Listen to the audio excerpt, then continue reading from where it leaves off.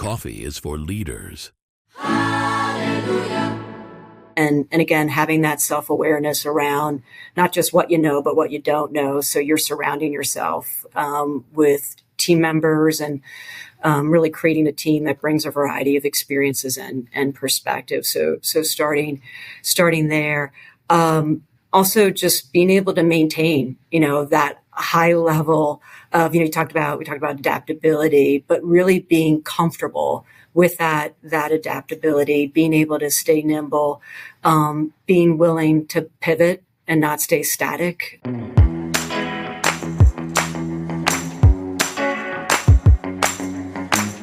Welcome to the CEO.com show. My name is Clint Betts. Today, we're thrilled to welcome Aileen Alexander, the Chief Executive Officer of DSG Global, the world's largest woman-founded executive search firm and co-author of the influential best-selling book, Deliberately Different, 50 Years, 2 Generations, Leading in a Changing World. Aileen, thank you so much for coming on the show. No, thanks, Clint. Thanks for having me.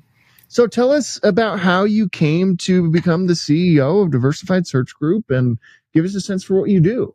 Oh, well, thank you. And I want to just give a nod to my co-author, who's also the founder of DSG, Judy Von Zelnick, who founded the firm 50 years ago. So it was 1974. And for 5 decades, we've been challenging the status quo and have understood the importance of being grounded around a purpose and always being performance and impact driven. And you asked me how I got here. I would not be here if it wasn't for Judy, who was breaking barriers over those last 5 decades, but also saw something in me to be a successor here at DSG. So again, a nod to our founder, Judy, who I hope is listening, by the way.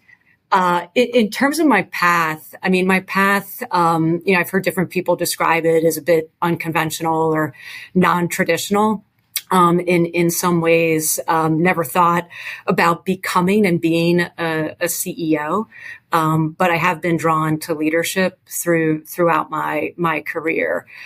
So early on after college, I spent some time serving on active duty with the U.S. Army. I was a Signal Corps officer.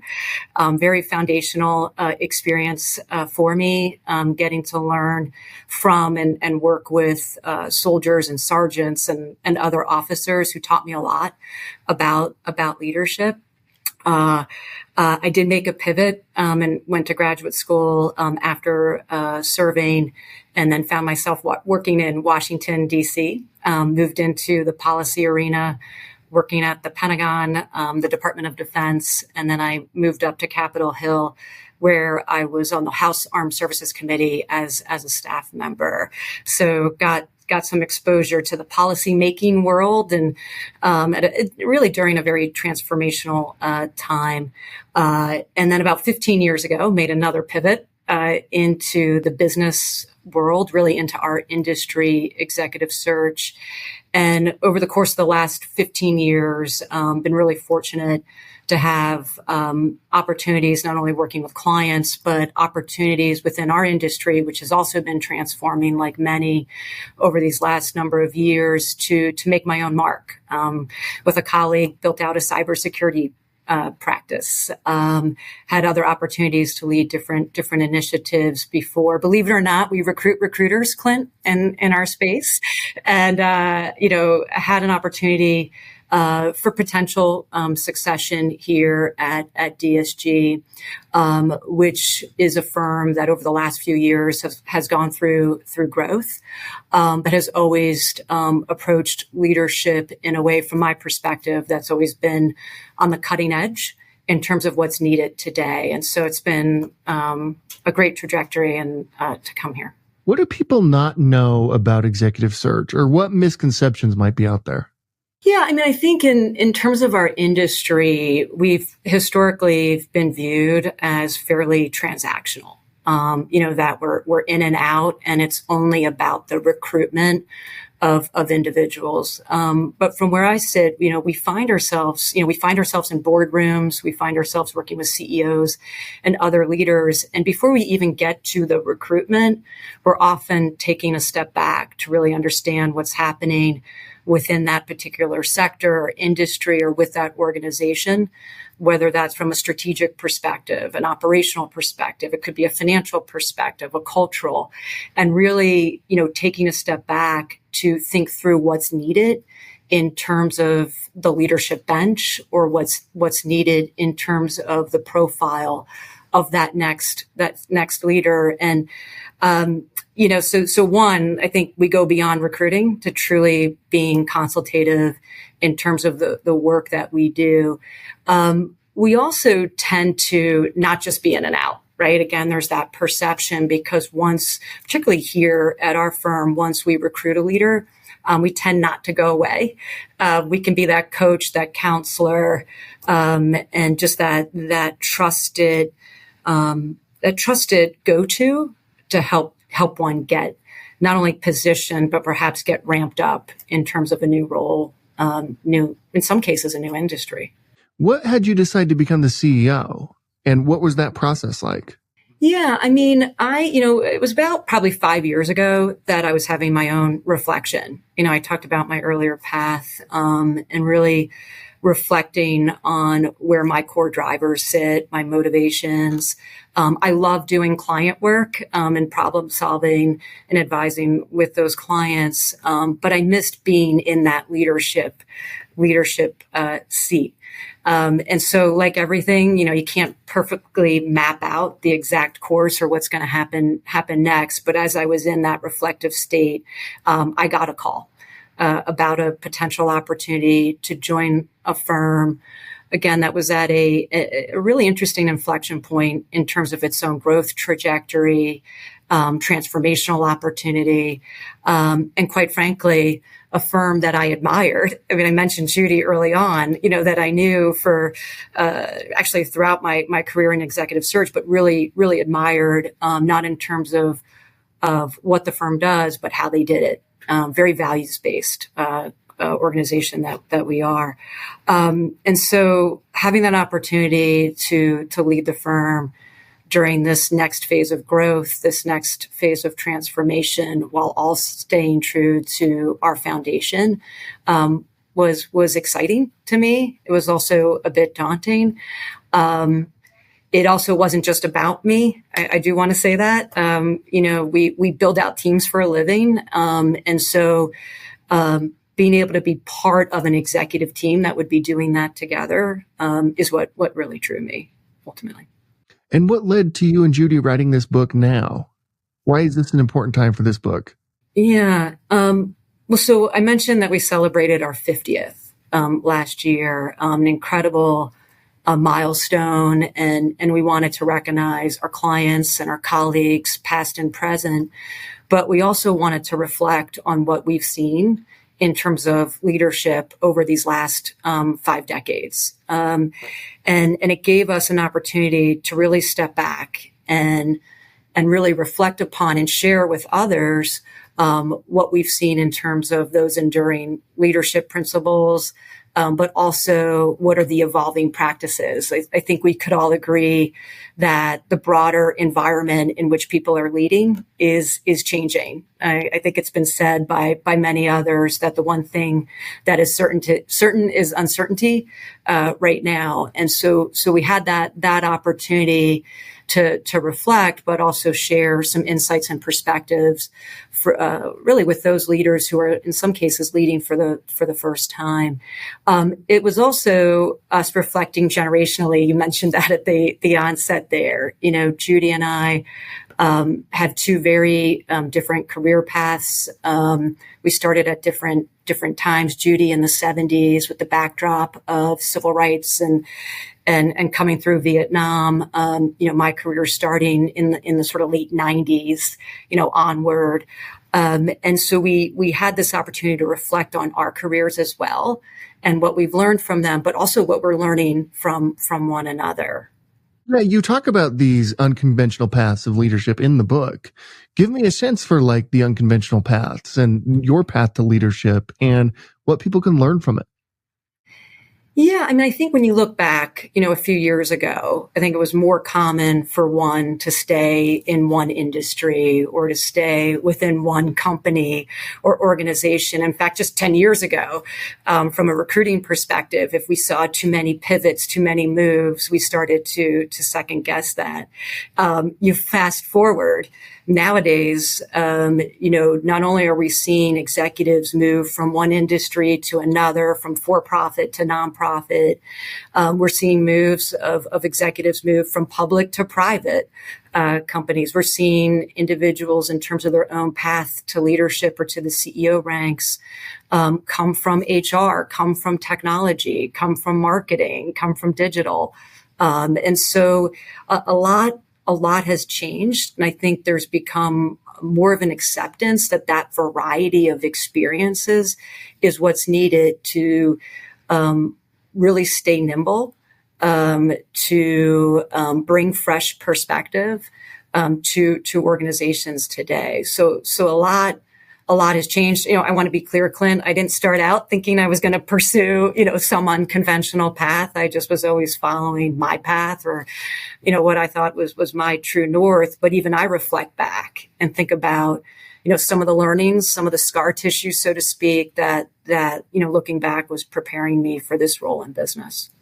So thinking about today's environment, which is expect the unexpected and no one knows what's going to happen next, and AI adds a whole other, layer of complexity beyond even just like the political, geopolitical, all that type of stuff, right? Like AI is crazy and who knows what's going to happen tomorrow with it, right? And so that adds an interesting perspective to this. What do you think in today's environment, what do you think it takes to lead successfully? In terms of AI or just in just generally, like given everything, I just mentioned AI because of the uncertainty, but given the uncertainty of everything that's happening and we don't know, expect the unexpected, like you said, right? Like, what does it take to be a leader in today's environment? Yeah, I mean, I think there's a few things. One, I think to be in terms of leadership today is it starts with somebody who's highly self-aware and humble, right? You have to operate with a bit of humility, that you're not going to know everything. And again, having that self-awareness around not just what you know, but what you don't know. So you're surrounding yourself, with team members and, really creating a team that brings a variety of experiences and perspectives. So starting there. Also just being able to maintain, that high level of, we talked about adaptability, but really being comfortable with that adaptability, being able to stay nimble, being willing to pivot and not stay static. Really, really important. Third thing is, this has sort of stood the test of time and trends, but, being strategic, being forward looking, being able to rally, others around, your vision and bringing a bit of inspiration. I think we all could use some inspiration, each day. Also is really, really important. And you mentioned AI. I'm one of those Gen Xers that's, really wrapping my head and my arms around AI and it's my teenagers who, they keep me on my toes to stay, more technical and digitally, savvy, but also not letting go of the human skills. The human skills still matter, in this environment. So what does a typical day look like for you?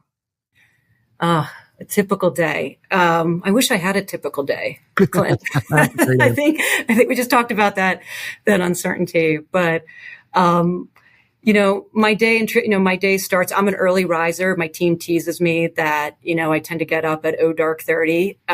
So I do like to get up, before others, so I can ease into my day. It starts, often with reading. I like to jump right into the news. I like to have a sense of what's going on in the world. I use LinkedIn That is probably, one of my favorite apps that's out there. It's a way I can really get a pulse of what's going on with my network. It's also sometimes a bit of a cheat sheet because I'm connected to some great thinkers and thought leaders, particularly in the leadership space. So I start there. And then after that second cup of coffee, I'm usually rallying those teenagers to get going and get out the door, and not miss the bus. But then, in terms of the rest of the day, I'm checking in with my team here. I've got a great team, great COO, CFO, and others that are leading our different practice groups. So just getting a pulse of what's going on with the business. I still love talking to our clients. So we'll spend some time with our clients as well. And then one thing I've really been working on and more intentional in 25 is making sure I take time to meet with other leaders. And really have variety in terms of those leaders that I'm missing with, to really get a pulse of what they're thinking about, what's top of mind, what are they dealing with, how are they navigating, the constant change, and I think it's really important to have that connectivity. And how are the people you're recruiting? I just, not to double click again on AI, but let's do it because it's all anybody's talking about. Give me a sense for how people are thinking about AI and the people you're recruiting and the leaders and how they're integrating it and what you're seeing just in your own industry and how it's being used. Yeah, I mean, in terms of recruiting, we saw a couple years ago that, and it wasn't just, some assumed, people recruiting chief AI officers or this would fall within the CTO realm. We definitely saw a pivot, not only at the CEO ranks, but with chief marketing officers or, CHROs or chief people officers or even CFOs, the importance of embracing AI and at least having some sense of, curiosity to understand what it is and what it isn't. Nobody's expecting you to be a technical expert by any means, but we did see that shift. And we saw that pretty broadly. Across industries.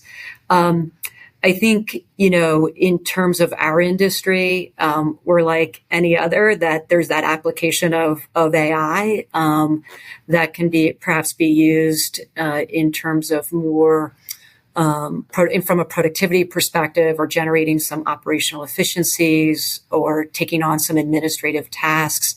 So you can, others can put their energy more into the relational part of what we do. We are in the human business. So a lot of what we do is relational and is human in aspect. So it's changed on that front. But yeah, we're like any industry using, looking at how to utilize AI. And I really want people to read the book. And I assume it's available everywhere there's books to be bought, right? It is. The team has done a good job here. It's out there at Amazon, I think Barnes and Nobles, and it's in a number of airports and train stations. So if you're on your commutes, it's that's incredible. Yeah. Oh, that's very cool. So in it, you discuss timeless leadership qualities. What are the enduring principles that remain essential for leaders? Yeah, some of those I mentioned just earlier, but one is, again, still having that strategic muscle, the ability to have a vision and to inspire others around a vision. So that's really the first. The second I mentioned enduring principle is that willingness to adapt and pivot, and those that do so sort of quicker or faster tend to beat out the competition, right, in terms of organizations. So those leaders who bring that forward is really important. And again, the third, I mentioned it, probably didn't go as deep, but is on those human skills. Those are timeless in nature. Being able to show a level of empathy, being able to communicate effectively is really important. I think, the difference is when you fast forward to today, we could have a conversation, I'm sure, in a podcast in and of itself around the different modes of communication and how leaders need to navigate that. But the fundamental principle of communicating and being transparent and maintaining that flow of communication hasn't gone away. Finally, we end every interview with the same question, and that is at CEO.com, we believe the chances one gives is just as important as the chances one takes. When you hear that, who gave you a chance to get you to where you are today? There's so many in my life, but I really do need to acknowledge our founder, Judy Von Zelnick. It is not lost on me the impact that she's had, the barriers that she broke, and that ripple effect in leadership, and also in particular what that means for me as a woman, and as a CEO. And she made a bet on me, and I'm incredibly grateful to her and for that. Eileen, thank you so much for coming on the show. Seriously, it means a lot to have you here. Everybody should check out the book. We'll make sure we link to it and promote it. Thanks for coming on. Really appreciate it. All right. Thanks, Clint.